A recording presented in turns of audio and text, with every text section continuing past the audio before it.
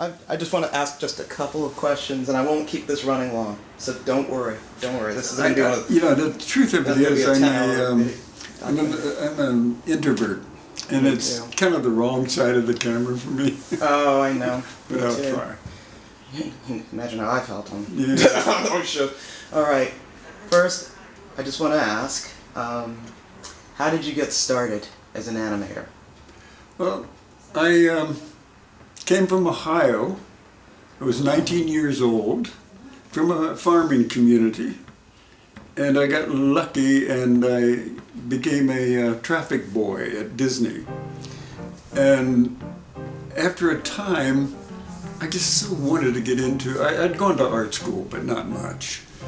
And I was just suddenly surrounded by this magnificent quality and art and just great craftsmanship.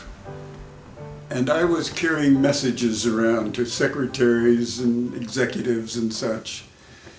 And one day an executive asked me, to do something or other, and I noticed he was playing a game of chess. And I said, "Oh, I love chess. Can I play you a game sometime?" And I wiped the board with him. And so he was so impressed with me that he introduced me to Walt, and Walt said, "Take him down and get him into training." And I was put into training, and after a couple of weeks, I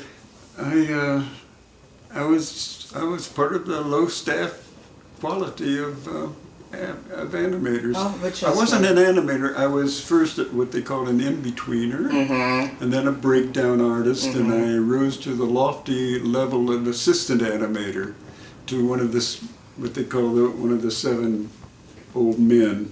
Yeah. And his name was Mark Davis, a wonderful animator. And so I worked on these shows. He did Cruella de Vil, and I did thousands of those drawings.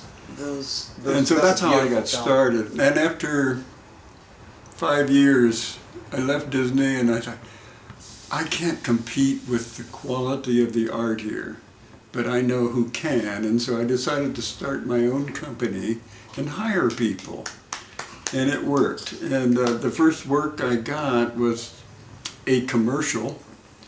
And I only had 2 contacts with commercial production houses.